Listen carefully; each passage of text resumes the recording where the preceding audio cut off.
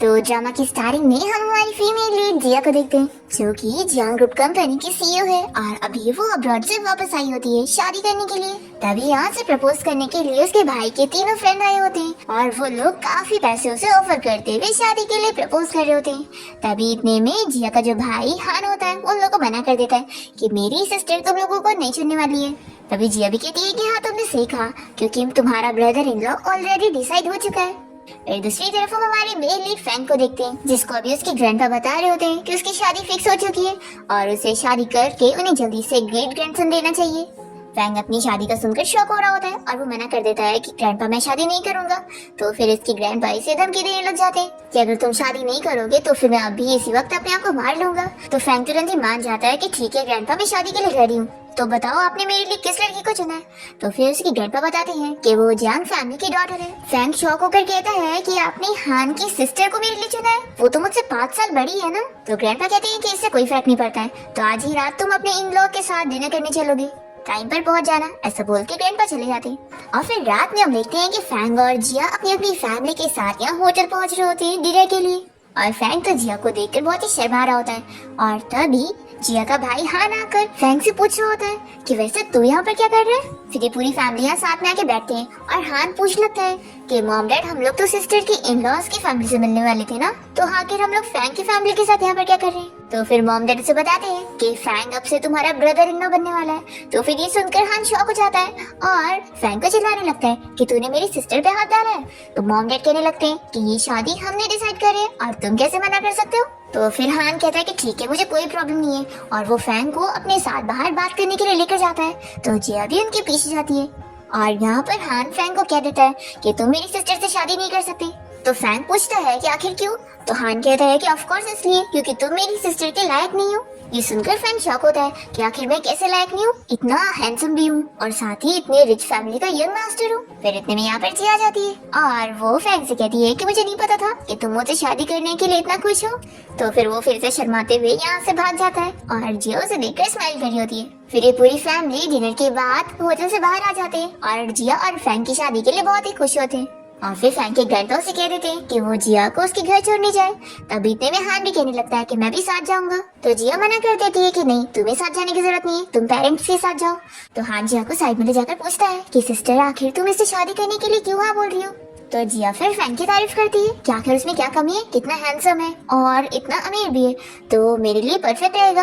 और फिर वो उसकी तरफ देखकर खुश हो रही होती है, पर फ्रैंक तो इतना शर्मा रहा होता है कि उसकी तरफ देखता ही नहीं है। फिर नेक्स्ट डे दोनों कोर्ट जाकर अपना मैरिज सर्टिफिकेट लेकर बाहर आते हैं और तभी फ्रैंक से कह देता है कि मैं तुमसे कुछ चीज क्लियर करना चाहता हूँ कि मैं कोई तुमसे प्यार नहीं करता हूँ, मैंने बस अपने ग्रैंडपा के कहने पर ही तुमसे शादी किया, तो तुम मुझसे कोई भी एक्सपेक्टेशन मत रखना। तो कहती है कि मैं जानती हूँ। तो फिर इसे कह देता है कि अब हमारी शादी भी हो गई है तो क्या हुआ, हम दोनों एक दूसरे की लाइफ में इंटरफेयर नहीं करेंगे और अपना अपना लाइफ जिएंगे। और मन में सोचता है कि अब तो ये पक्का गुस्सा हो जाएगी। इतने में जिया कहती है कि कोई बात नहीं, मुझे फर्क नहीं पड़ता है, वैसे भी मैं अपनी कंपनी के काम में बिजी रहती हूँ और मेरे पास भी तुम्हारे लिए टाइम नहीं है, तुम अपना जाके एंजॉय कर सकते हो। और फिर ये बोलकर जिया यहाँ से चली जाती है और फ्रैंक तो शॉक रह जाता है। फिर इसके बाद जिया फ्रैंक के साथ उसके घर आ जाती है और ग्रैंडपा यहाँ पर सभी सर्वेंट के साथ उसका वेलकम कर रहे होते हैं। और फिर हाउसकीपर यहाँ पर जिया से कहने लगता है कि यंग मास्टर ने पहली बार किसी लड़की को घर लेकर आए और वो कितना खुश दिख रहे हैं। फिर ग्रैंडपा हाउसकीपर को जिया को उसका रूम दिखाने के लिए भेज देते हैं और फिर वो फ्रैंक को समझाने लगते हैं कि अब तुमने जिया से शादी कर ली हो तो मुझे तुमसे कुछ ज्यादा उम्मीदें नहीं है, बस तुम मुझे जल्दी से ग्रेट ग्रैंडसन दे दो। तो फ्रैंक कहता है कि ग्रैंडपा क्या आपने बस मुझे बच्चे के लिए मशीन समझे हुए हैं। तो ग्रैंडपा से कहते हैं कि ठीक है मैं तुम्हें 2 ऑप्शन देता हूँ, तुम ही डिसाइड करो कि तुम्हें या तो कंपनी जाकर पूरा दिन काम करना है या तो फिर मुझे जल्दी से ग्रेट ग्रैंडसन देना है, ये तुम्हारी मर्जी है कि तुम क्या करना चाहते हो। फ्रैंक यहाँ पर कुछ नहीं बोल रहा होता है तो ग्रैंडपा कहते हैं कि सिर्फ कुछ मिनटों का काम तुमसे हो नहीं पा रहा है, कहीं ऐसा तो नहीं कि तुम बस कुछ सेकंड्स की सोच रहे हो। तो फिर ही कह देता है कि नहीं ग्रैंडपा, अब 1 घंटा और आपको एक क्या मैं 8 से 10 ग्रैंडसन दूंगा आपको। और ये सारी बड़ाई मार के वो चला जाता है और ग्रैंडपा तो खुश हो जाते हैं। फिर इसके बाद जैसे ही फ्रैंक यहाँ रूम में आता है तो जिया शावर लेकर बाहर निकल रही होती है और फिर उसे टॉवल में देखकर ये बहुत ज्यादा शाय होने लगता है। फिर जिया इसके पास आती है और कहती है कि चलो अब सो जाते हैं और फिर उसे किस करने लगती है। तो फ्रैंक तो बहुत ज्यादा शॉक रह जाता है कि उसे लगा था कि बस वो लोग नॉर्मल स्लीप करने वाले, पर फिर इसके बाद ये दोनों नाइट स्पेंड कर लेते हैं। और नेक्स्ट मॉर्निंग जैसे जिया की नींद खुलती है तो वो उठने लगती है, पर फिर गलती से फ्रैंक उसे नींद में हक कर लेता है। और जैसे ही जागता है तो वो शॉक हो जाता है, पर फिर सोचता है कि नहीं, ये तो मेरी वाइफ है ना, तो मुझे एम्बैरेस होने की क्या जरूरत है, मैं इसे अच्छे से हक कर सकता हूँ। फिर जिया तो फैंग को देखते हुए बचपन की चीज याद कर रही होती है और हमें फ्लैशबैक में दिखाते हैं कि जिया और फैंग साथ में खेल रहे होते हैं और तभी फैंग जिया को शादी के लिए प्रपोज कर रहा होता है कि जब मैं बड़ा होऊंगा ना तो तुमसे शादी करूंगा।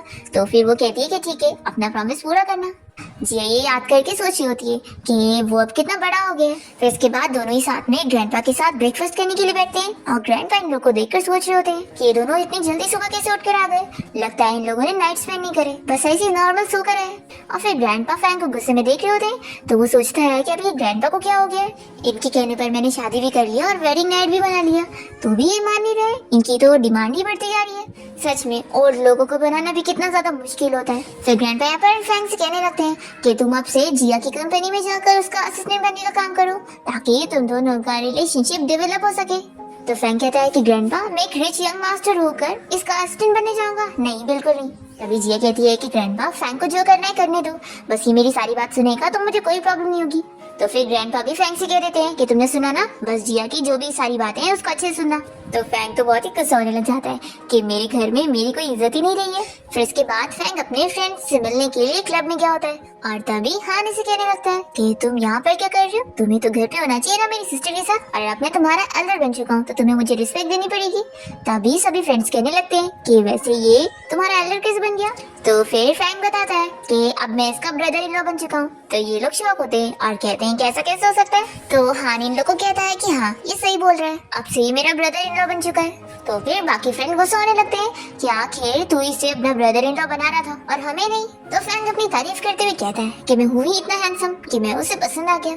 तभी हान फैंग को समझा देता है कि मेरी सिस्टर को ऐसे लड़के बिल्कुल पसंद नहीं है जो क्लब वगैरह में जाते हैं, तो तुम जल्दी से घर जाओ, नहीं तो मेरी सिस्टर को पता लगा ना तो वो तुमसे गुस्सा हो जाएंगी। फिर फैंग भी डर जाता है कि कहीं सच में जिया से गुस्सा न हो जाए, इसलिए वो तुरंत ही इन लोगों को कुछ काम का बहाना बोलकर चला जाता है। और फिर वो रात में यहाँ रूम में जिया का इंतजार कर रहा होता है। फिर जैसे ही जब जिया घर आती है तो उसे कहती है कि इतनी रात हो गई और तुम अभी तक सोए नहीं, क्या तुम मेरा इंतजार कर रहे थे। तो कहता है कि नहीं, मैं तो गेम खेल रहा था।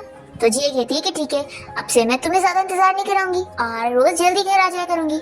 ऐसा बोलकर वो शावर लेने चली जाती है और ये सोचता रह जाता है कि इसे पता लग गया कि मैं इसका इंतजार कर रहा था। फिर जिया शावर लेकर वापस आने के बाद अपना लेट जाती है और सोने लगती है। तो ये सोचता है कि इसने मेरी तरफ देखी भी नहीं। फिर वो जिया को किस करने लगता है और फिर से दोनों नाइट स्पेंड करते हैं। फिर नेक्स्ट डे जिया जब अपनी कंपनी पहुंचती है तो हान उससे पूछ लगता है कि सिस्टर आखिर तुम्हें क्या हो गया। तो कहती है कि कुछ नहीं, बस कल रात में ठीक से सोई नहीं। तो फिर ये कहता है कि क्या आपका और फैंग का झगड़ा हो गया।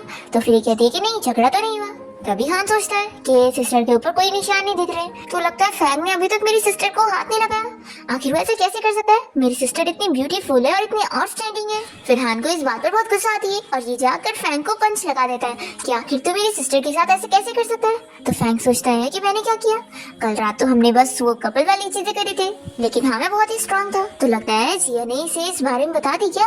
हान इसे चिल्लाने लगता है कि मेरी सिस्टर इतनी आउटस्टैंडिंग और इतनी एक्सीलेंट है, आखिर तो वो उसे कल रात अकेला छोड़कर कैसे जा सकता है। तो फैंग कहता है कि मैं कब उसे अकेला छोड़कर गया, बल्कि हम लोग तो नाइट स्पेंड कर रहे थे। फिर ये सुनकर हान शॉक हो जाता है और बाकी लोग भी सुन रहे होते हैं। तो हान इसे एक और पंच लगा देता है। फिर इसके बाद फैंग जब यहाँ ग्रैंडपा और जिया के साथ डिनर के लिए बैठे होता है तो अपना मुंह छुपा रहा होता है और ग्रैंडपा उसे देख रहे होते हैं। फिर वो कहने लग जाते हैं कि मैंने सुना आज हान ने कंपनी में आकर तुमसे फाइट किया और तुम्हें काफी मारा है। तो जिया ये सुनते के साथ ही फैंग की चोट को देखने लगती है और उसकी फिक्र खड़ी होती है और वो सोचता है कि ग्रैंडपा ने आखिर इसके सामने क्यों बोल दिया, अब ये मुझे वीक ना समझे। फिर ये दोनों रूम में आ जाते हैं और जिया उसकी चोट पर मेडिसिन लगा रही होती है और उसके होठ पर फूंक भी रही होती है। तो वो सोचता है कि क्या ये मुझे सेड्यूस कर रही है। फिर वो उसे किस भी कर लेती है और कहती है कि क्या अभी भी दर्द हो रहा है। तो कहता है कि नहीं। फिर ये शावर लेने चली जाती है और फैंग सोच रहा होता है कि आखिर मेरा दिल इतना जोर कर क्यों धड़क रहा है, कहीं मुझे दिल की बीमारी तो नहीं हो गई। फिर जिया वापस आने के बाद उससे फिर से उसकी चोट के बारे में पूछ रही होती है। तो वो सोचता है कि मैं इतना शर्मा क्या रहा हूँ, ये मेरी वाइफ है। फिर वो उसे कहता है कि हाँ मुझे दर्द हो रहा है। तो वो उसे किस करती है। फिर इसके बाद फैंग को फ्रेंड की कॉल आती है और वो लोग उसे डिनर पे बुलाते हैं और वो लोग फैंग से कहने लगते हैं कि शादी के बाद लगता है उसकी बहुत ही स्वीट लाइफ चल रही है, जो उसके होठ ऐसे सूज गए। और वो लोग उसके बाहर खाने का मजाक उड़ा रहे होते हैं और साथ ही साथ हान से भी पूछने लगते हैं कि अब वो उसका फ्रेंड से ब्रदर इन लॉ बन गया है तो उसे बड़ा अच्छा फील हो रहा होगा। तो हान कहता है कि हाँ हाँ मैं तुम लोग को बताता हूँ। फिर इतने में यहाँ पर फैंग की चाइल्डहुड फ्रेंड शीशी आई होती है जो कि उसे बहुत पसंद करती है। वो उसे यहाँ पर स्नैक्स भी खिलाने लगती है तब इतने में हानी दोनों की फोटो लेकर जिया को भेज देता है और कहता है कि देखो सिस्टर, फ्रैंक की चाइल्डहुड फ्रेंड यहाँ पर आई हुई है और मुझे तो लगता है कि तुम्हें इसे डिवोर्स दे देना चाहिए। फिर हम देखते हैं जिया को, जो कि अपनी मीटिंग में होती है। जैसे ही वो ये फोटो देखती है तो वो तुरंत ही अपनी मीटिंग कैंसिल करके यहाँ पर आने के लिए निकलती है और उसके सभी शेयर होल्डर यहाँ पर बातें करने लगते हैं। क्या लगता है प्रेसिडेंट जिया अपने लेटेस्ट हस्बैंड से मिलने गई है। और फिर जैसी फ्रैंक जिया को यहाँ पर देखता है तो वो शॉक होकर पूछता है कि तुम यहाँ पर क्या कर रही हो। तो जिया कहती है कि क्या मैं नहीं आ सकती हूँ और तुम मुझे बताओगे कि ये लड़की कौन है। तो फ्रैंक तुरंत ही बताने लगता है कि ये जैंग ग्रुप कंपनी की डॉटर है शीशी। और फिर ये शीशी को भी बताता है कि ये मेरी वाइफ जिया है। शीशी को यकीन नहीं आ रहा होता है और वो कहने लगती है कि ये तो हान की सिस्टर है ना। तो फिर जिया बताती है कि हाँ, और मैं फ्रैंक की वाइफ भी हूँ। शीशी कहती है कैसा कैसे हो सकता है, आज तक तो फ्रैंक की कोई गर्लफ्रेंड नहीं थी तो अचानक से वाइफ कैसे। मैं बस 1 महीने के लिए बाहर घूमने क्या गई, तुमने वाइफ कैसे ले आए। लगता है तुम बस मुझे रिजेक्ट करने का ये सब बहाना ढूंढ रहे हो ना। तो फ्रैंक कह देता है कि ये सच में मेरी वाइफ है, हमने मैरिज सर्टिफिकेट भी ले चुके हैं। तो चलो बुरा मत मानो और यहाँ से हटो, यहाँ पर मेरी वाइफ बैठेगी। और फिर वो उसे हटाकर जिया को यहाँ पर अपने साथ बैठा लेता है। तभी शीशी कहने लगती है कि सिस्टर जिया, मुझे पता है कि आप जरूर फ्रैंक को पसंद नहीं करती है, लेकिन मैं फ्रैंक को बहुत पसंद करती हूँ, तो आप प्लीज इसे मुझे दे दो और आप इसे डिवोर्स ले लो। तो जिया इससे पूछती है कि तुम्हें कैसे पता कि मैं इसे पसंद नहीं करती। तो शीशी कहने लगती है कि वो इसलिए क्योंकि आप तो इतने टाइम से अब्रॉड में थी, तो आखिर आपने थोड़ी ना फ्रैंक को कभी देखी होंगी, तो आप इसे पसंद कैसे कर सकती हो। आप तो अभी वापस आई थी अब्रॉड से और आप लोग के बीच में सिर्फ बिजनेस मैरिज हुई है, कोई फीलिंग्स नहीं है, तो आप मुझसे कुछ भी ले लो, बस फ्रैंक को छोड़ दो। तो फ्रैंक इसे कहता है कि देखो ये सबका कोई फायदा नहीं है, मेरी वाइफ मुझे बहुत लाइक करती है और ये मुझे नहीं छोड़ने वाली। पर तभी जिया कहती है कि ठीक है, कोई भी शर्त ना, तो तुम मुझे 10 बिलियन ला कर दो, फिर मैं इसे डिवोर्स दे देती हूँ। फ्रैंक तो शौक रह जाता है कि ये तो सच में मुझे बेच रही है। तभी शीशी कहती है कि अभी मेरे पास इतने पैसे नहीं है। जिया कहती है कि ठीक है, फिर जब पैसे आएंगे तब बात करना। और फिर इसके बाद जिया और फ्रैंक यहाँ घर आ जाते हैं। तो फ्रैंक इसे पूछता है कि क्या तुम मुझे सच में 10 बिलियन के लिए बेचने वाली हो। तो ये कहती है कि तुम फिक्र मत करो, वो 10 बिलियन इतनी आसानी से जमा कर ही नहीं पाएगी। फ्रैंक कहता है कि अगर उसके पास आ गए तो जिया कहती है कि तुम डर क्यों रहे हो, तुम तो मुझे डिसलाइक करते थे ना, और तुमने तो बस ग्रैंडपा की वजह से मुझसे शादी करी थी, तो डिवोर्स लेने में क्या प्रॉब्लम है, या फिर कहीं ऐसा तो नहीं कि तुम्हें मुझसे प्यार हो गया। तो फिर फ्रैंक कह देता है कि नहीं, ऐसा नहीं है, मैं तो बस इसलिए कह रहा था कि ग्रैंडपा हमारे डिवोर्स के लिए इतनी इजीली मानेंगे नहीं। जिया कहती है कि ठीक है, फिक्र मत करो, मैं तुम्हें कोई बेचने वाली नहीं हूँ, और वैसे भी वो 10 मिलियन जमा भी नहीं कर पाएगी, तो अब इसलिए गुस्सा होना छोड़ो और जाओ शावर लो। फिर फ्रैंक तो खुश जाते हैं। नेक्स्ट हम देखते हैं कि जिया अपनी कंपनी में शीशी को बुलाई होती है और वो उसे ऑफर देती है कि वो उसे अपनी कंपनी की आर्टिस्ट बनाना चाहती है। तो शीशी काफी शौक होती है कि मैं तुम्हारे हस्बैंड को लेने के लिए 10 बिलियन जमा करना चाहती हूँ और तुम पैसे तो जमा करने में मेरी हेल्प कर रही हो, आखिर ऐसा क्यों। जिया कहती है कि मैं तुम्हें सिर्फ इसलिए हायर कर रही हूँ क्योंकि तुम्हारे अंदर इतना पोटेंशियल है, तो मेरी कंपनी को फायदा होगा, तो मैं आखिर इतनी अच्छी आर्टिस्ट को कैसे गवा सकती हूँ। तो फिर शीशी भी तुरंत ही कॉन्ट्रैक्ट साइन कर लेती है कि वो यहाँ काम करने के लिए रेडी है। और फिर वो इसे कहती है कि आज रात मैं तुम्हें डिनर पे इनवाइट करना चाहती हूँ, तो अपने साथ फ्रैंक को भी लेकर आना। जिया भी हाँ बोल देती है और फ्रैंक को मैसेज कर देती है कि आज रात हम साथ में बाहर डिनर करेंगे। तो वो तो बहुत ही खुश हो जाता है और बाहर उसके वेट कर रहा होता है। तभी एक एम्प्लॉय आकर उससे पूछ लगती है कि वो किसका वेट कर रहा है। तो फ्रैंक बता देता है कि अपनी वाइफ का। और फिर इतने में जिया यहाँ पर कार से उसे पिक करने आई होती है और वो उसके साथ चला जाता है। फिर वो जब उसके साथ रेस्टोरेंट पहुंचता है तो शीशी को यहाँ पर देखकर शौक होता है कि ये यहाँ पर क्या कर रही है। जिया उसे बताने लगती है कि शीशी ने हम लोग को डिनर पे इनवाइट करी है और ये हमारी कंपनी की नई आर्टिस्ट है।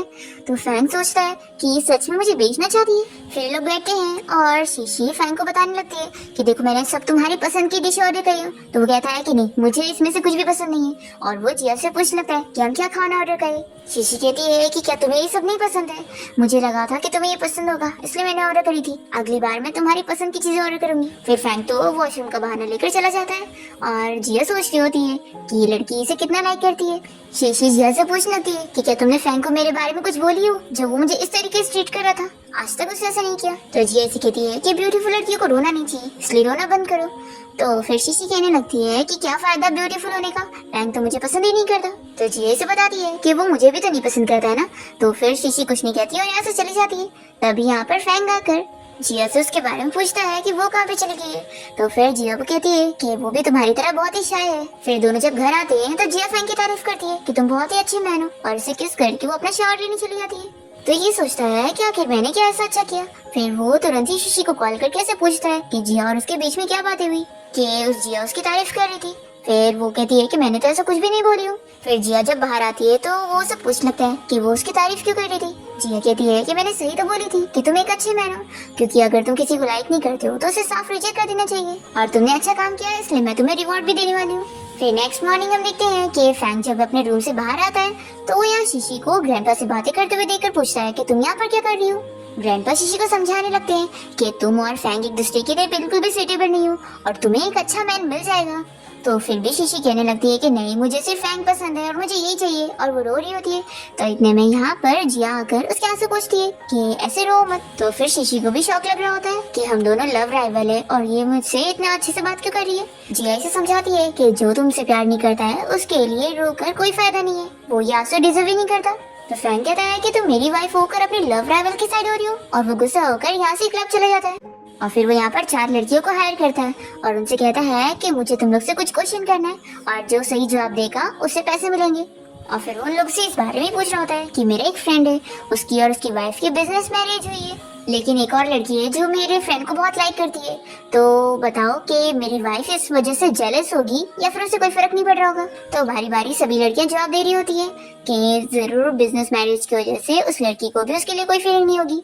पर तभी इतने में इनमें से एक कहती है कि नहीं, उस वाइफ को जरूर आपके फ्रेंड से प्यार होगा और उन्होंने जेलसी में आकर ही इसे बोला होगा। तो फिर फैंग को ये जवाब पसंद आता है और ये खुश होने लगता है कि वो भी मुझे लाइक करती है।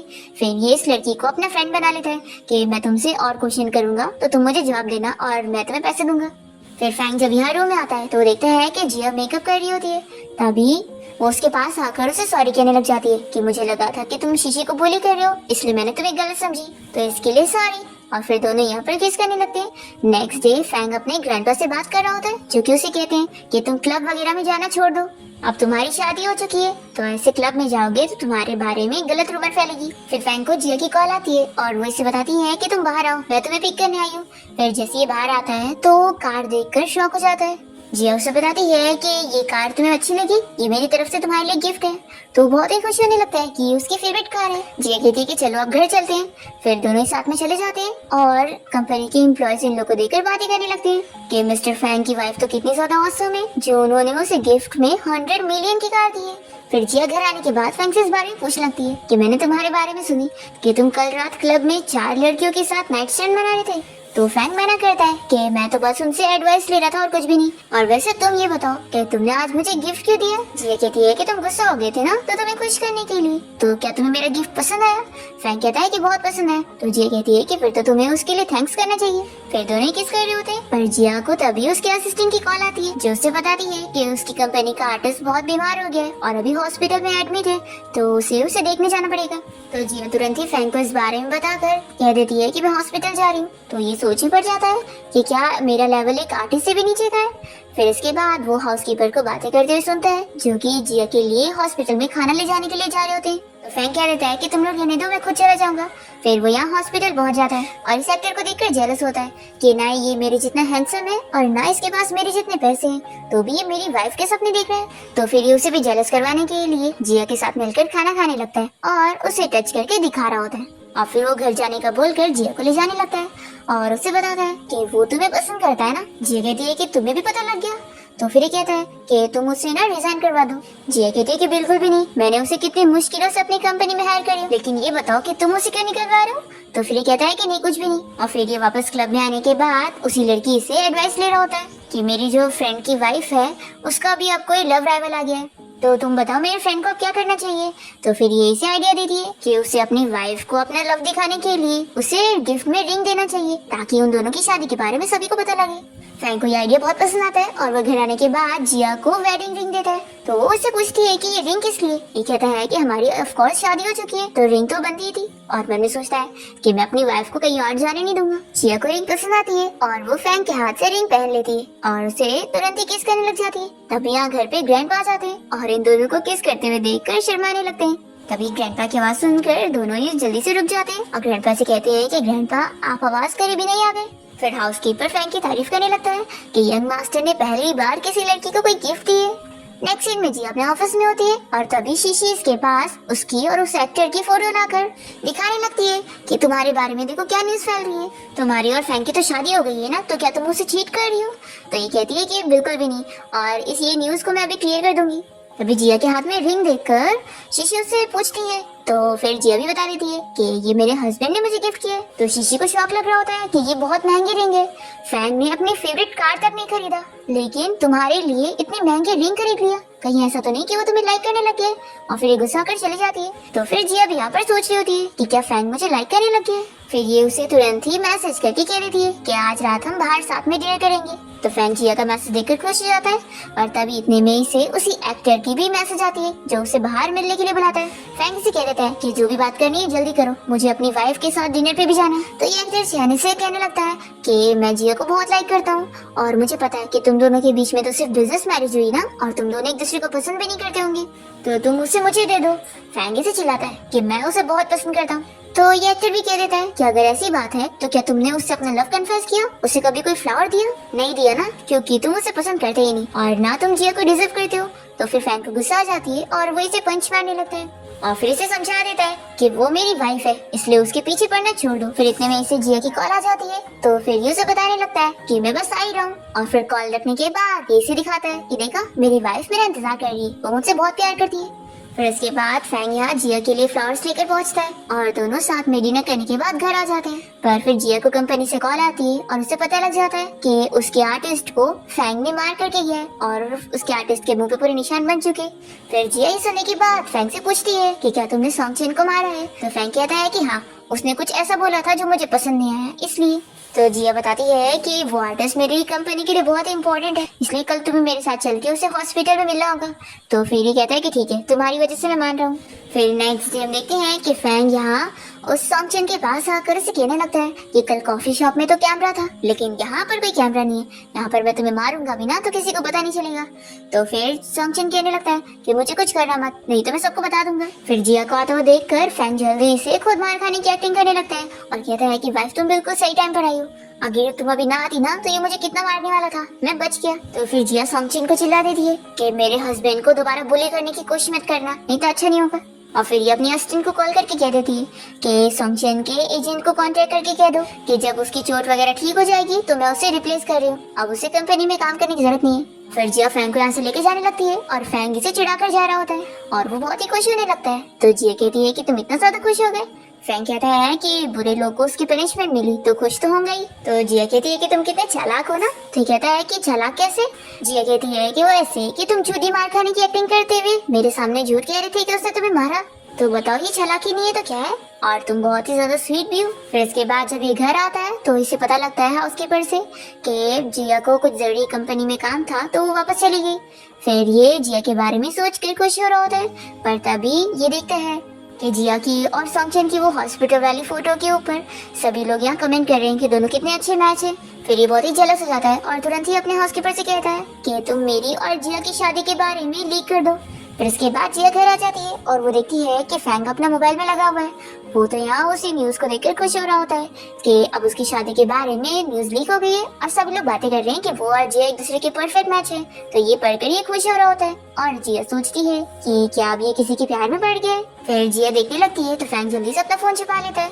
तो जिया सोचती है कि लगता है इसने मेरी और सॉन्गचेन की वो न्यूज देख ली है और मुझसे गुस्सा हो गया। फिर नेक्स्ट मॉर्निंग जब जिया की नींद खुलती है तो उसे पता लगता है कि उसकी और फैंग की शादी के बारे में न्यूज लीक हो गई है और अब वो दोनों हेडलाइंस पर है। फिर जिया फैंग से कहने लगती है कि अब पता लग रहा है कि तुम कल अपने फैन से बात कर रहे थे इसलिए तुम इतना ज्यादा खुश हो रहे थे, लेकिन मैं तुम्हें बता दूं कि तुम ऑनलाइन जो भी कमेंट करोगे ना सोच समझ के करना और इस बात की तो फिक्र करना ही नहीं, मेरी लाइफ में सिर्फ तुम एक ही हस्बैंड रहोगे और आगे कोई हस्बैंड नहीं आने वाला है। तो फिर ये सुनकर फैंग खुश होने लगता है और फिर वो ऐसे ही मोबाइल में ही लगा होता है और सभी के कमेंट्स ही पढ़ रहा होता है कि सभी उसे फेवरेट कपल बना रहे हैं। तभी ग्रैंडपा की नजर फैंग पर ही होती है और वो उसे पूछने लगते हैं कि मैंने सुना कि तुम्हारी क्लब में एक लवर है जिसे तुम रोज ऑर्डर करते हो। तो ये कहता है कि ग्रैंडपा आप जैसा सोच रहे हैं ना वैसा कुछ नहीं है, वो बस मुझे एडवाइस करती है।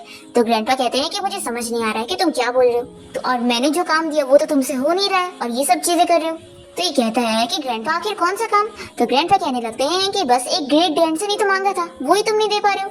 तो फिर फैंग कह देता है कि ग्रैंडपा आप इस बात की फिक्र मत करो और वो यहाँ से चला जाता है।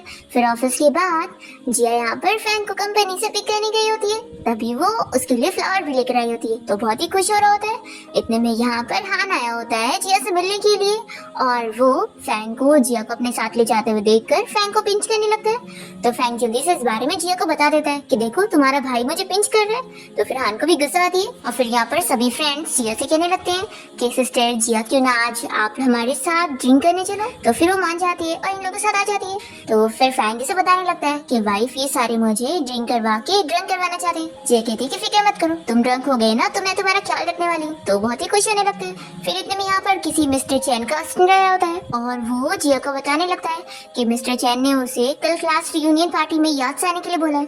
तो जिया हाँ कह देती है। तो फिर यहाँ पर फैंग जेलस हो जाता है और ड्रिंक करने लगता है और उसे ऐसे गुस्सा होते हुए देखकर जिया कहती है कि चलो मैं भी तुम्हारे लिए ड्रिंक करती हूँ और वो उसी की कप में ड्रिंक करने लगती है। तो फैंग खुश हो जाता है कि इन लोग की इनडायरेक्ट किस हो गई है और फैंग सोच ही पड़ जाता है कि मेरा हार्ट इतना जोर से क्यों बीट कर रहा है, कहीं मैं इसे सच में तो नहीं लाइक करने लग गया हूँ।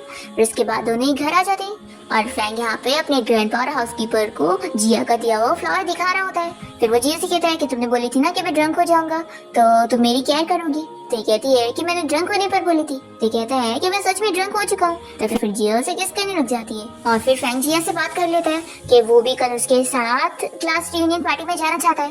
तो जिया कहती है कि ठीक है। फिर इसके बाद वो नेक्स्ट डे उसे ऑफिस के बाद पिक करने गया होता है और जिया उसकी तारीफ करती है कि तुम आज बहुत ही हैंडसम लग रहे हो। तो ये खुश होता है और कहता है कि वैसे तो मैं रोज ही हैंडसम लगता हूँ ना। तो जिया कहती है कि हाँ रोज लगते हो। फिर इसके बाद दोनों यहाँ क्लास रियूनियन पार्टी के लिए पहुंचते हैं और फिर वो सभी के सामने उधर बड़ाई मारने लगता है कि मेरी वाइफ मुझे छोड़ के कहीं नहीं जाती है ना, तो इसलिए उसने मुझे भी यहाँ पर लेकर आ गई। फिर यहाँ पर चैन जो कि जिया को लाइक करता है वो फैंग को हैंडशेक करते हुए अपने बारे में बता रहा होता है, पर फैंग उसे इतना जेलस होता है कि हैंडशेक नहीं करता।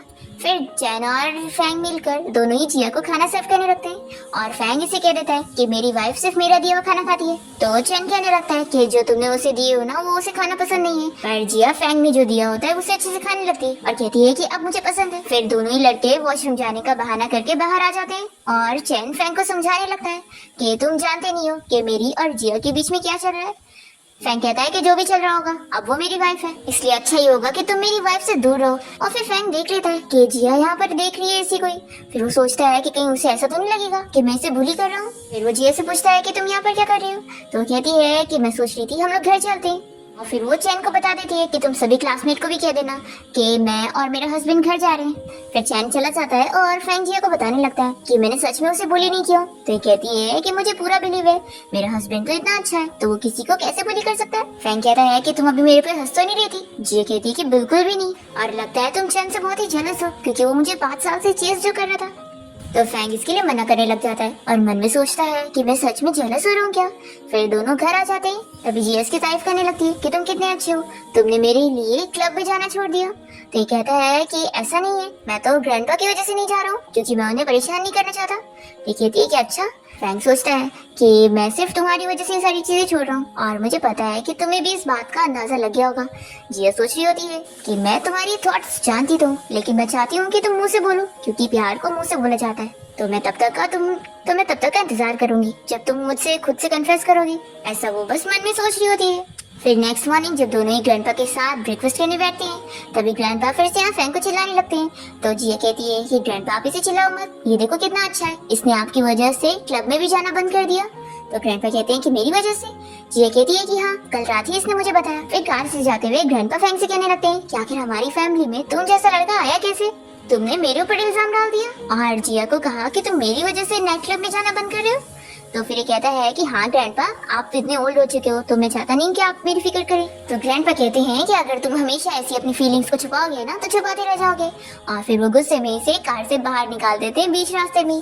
फिर इसे एक अच्छा आइडिया आता है और ये अपनी फोटो लेकर अपने सोशल मीडिया अकाउंट पे पोस्ट कर देता है और लिखता है कि मैं यहाँ रोड पे बेसहारा बैठा हूँ, कौन आखिर मुझे घर छोड़ने चलेगा। तभी इतने में एक लड़की यहाँ पर कार रोकती है और उसे इनवाइट करने लगती है कि वो उसे छोड़ देगी, पर फैंग उसे रिजेक्ट कर देता है।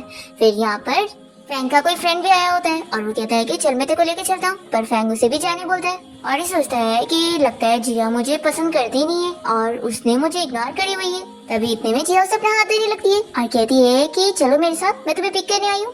तो ये बहुत ही खुश हो जाता है और कहता है कि तुम्हें कैसे पता लगा कि मेरे ग्रैंडपा ने मुझे यहाँ कार से बाहर निकाल दिए। तो जिया कहती है कि क्या ग्रैंडपा ने तुम्हें निकाले, क्या तुमने उन्हें गुस्सा दिलाया था। फ्रैंक कहता है कि नहीं, मैंने उन्हें ऐसा कोई गुस्सा नहीं दिलाया। और वैसे तुम यहाँ कैसे आई, तुमने क्या मेरा सोशल मीडिया पोस्ट देखी। तो ये कहती है कि नहीं तो मैं तो बस कंपनी जाने के लिए निकल ही रही थी और मैंने तुम्हें रास्ते में देख ली तो मैं तुम्हें लेने आ गई। और रुको मैं अभी देखती हूँ कि तुमने क्या पोस्ट करी हो। तो फिर कहता है कि नहीं रहने दो।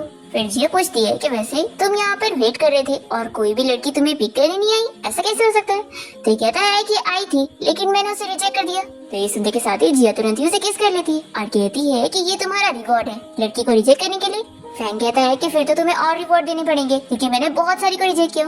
तो फिर जिया उसे और किस देने लगती है। फिर इसके बाद फ्रैंक जिया के साथ कार में बैठकर जा रहा होता है और उसे पूछता है कि क्या वो भी चैन की कंपनी में जाने वाली है। तो ये कहती है कि हाँ, लेकिन अगर चैन की तरफ से मुझे पार्टी का इनविटेशन मिलेगा तो ही। तो पूछता है कि क्या तुम उस चैन को देखने के लिए जाने वाली थी।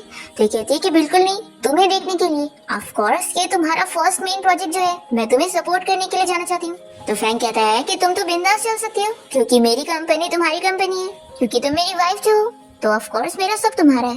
तो जिया कहती है कि हाँ तुमने सही कहा, तुम भी मेरे हो। और फिर वो तुरंत ही फ्रैंक को किस भी कर लेती है। तो वो बहुत ही शर्माने लगता है और कहता है कि मैं जाता हूँ। और फिर वो जल्दी से भाग जाता है और जिया भी अपने ऑफिस में आ जाती है। और तभी यहाँ पर इसकी असिस्टेंट आकर उसे बताती है कि चैन ने उसकी एक आर्टिस्ट को ब्लॉक कर दिया है।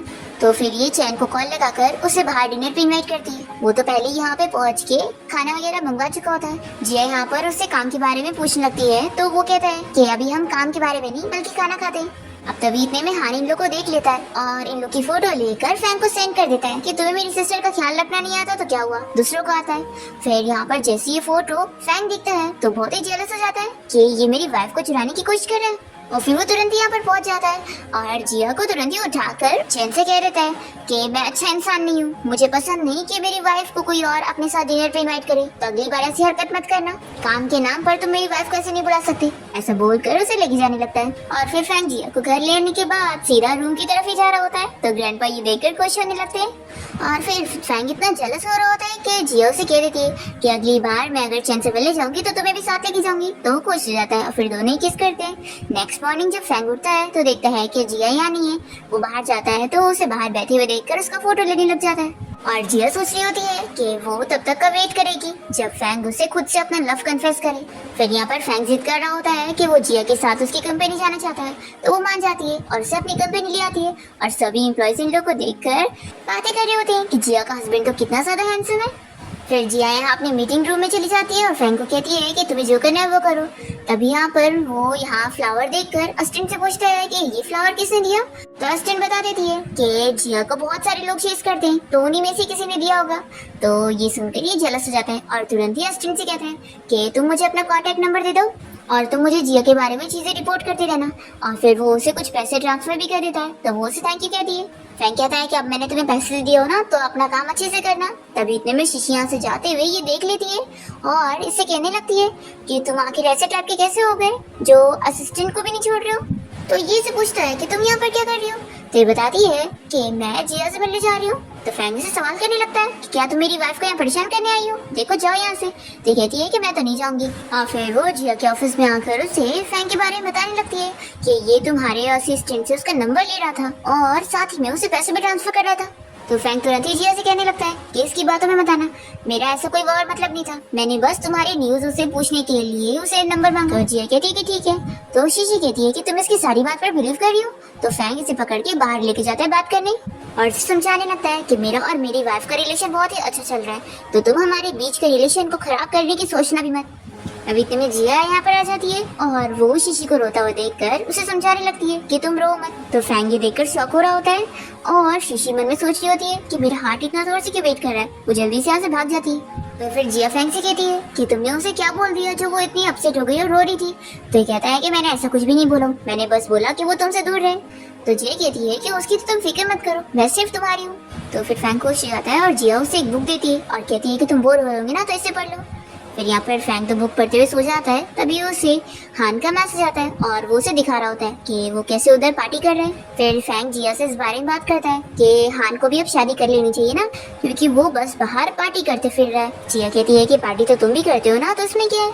तो ये कहता है कि नहीं, अब मैं बहुत ही डिफरेंट हूँ, मेरी तो शादी भी हो गई है और अब मैं उसकी तरह बच्चा थोड़ी ना हूँ, मैं बड़ा हो चुका हूँ।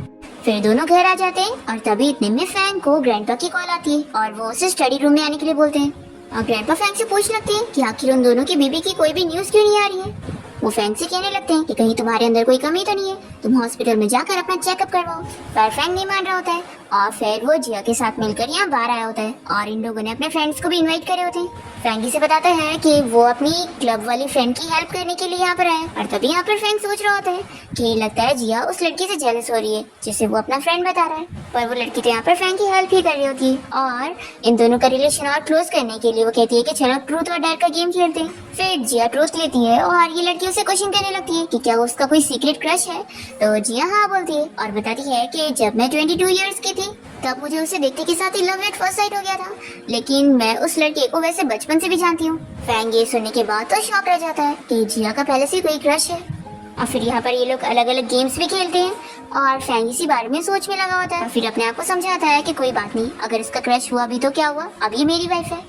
फिर घर आने के बाद दोनों अच्छा टाइम स्पेंड करते हैं और नेक्स्ट डे जब जिया यहाँ अपने ऑफिस में होती है तभी शीशी आकर उसे पूछ लगती है कि वो और फैंग जब कल रात क्लब में गए थे तो उसे साथ क्यों नहीं लेकर गए।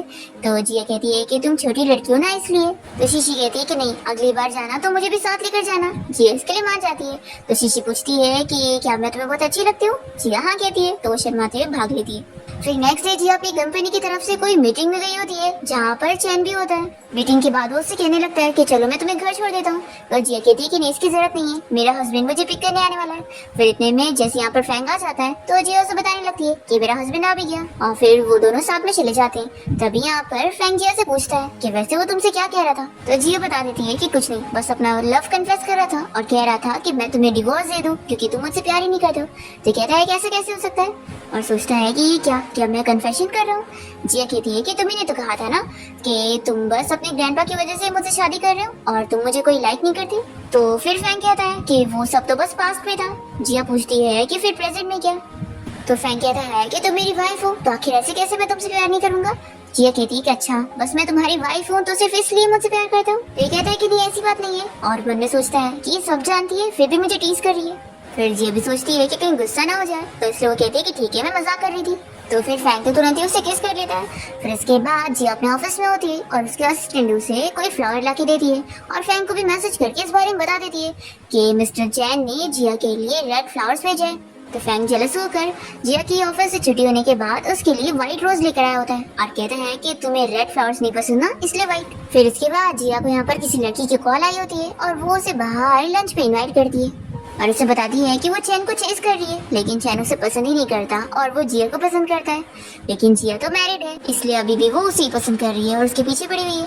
जिया इसे समझाती है कि वो तुम्हारे लायक का नहीं है इसलिए उसे भूल ही जाओ और तुम्हें दुनिया में और अच्छे मैन मिल जाएंगे। तो फिर ये कहती कि नहीं, मुझे तो वो सबसे ज्यादा वही हैंडसम लगता है। तो जिया कहती है कि रुको मैं तुम्हें और हैंडसम मैन दिखाती हूँ। और फिर जिया तुरंत यहाँ पर फैंग को कॉल करके यहाँ पर बुला लेती है। तो फिर ये लड़की फैंग को देखकर खुश जाती है, ये तो सच में तो ज्यादा हैंडसम है। जिया बताती है कि ये मेरा हस्बैंड है।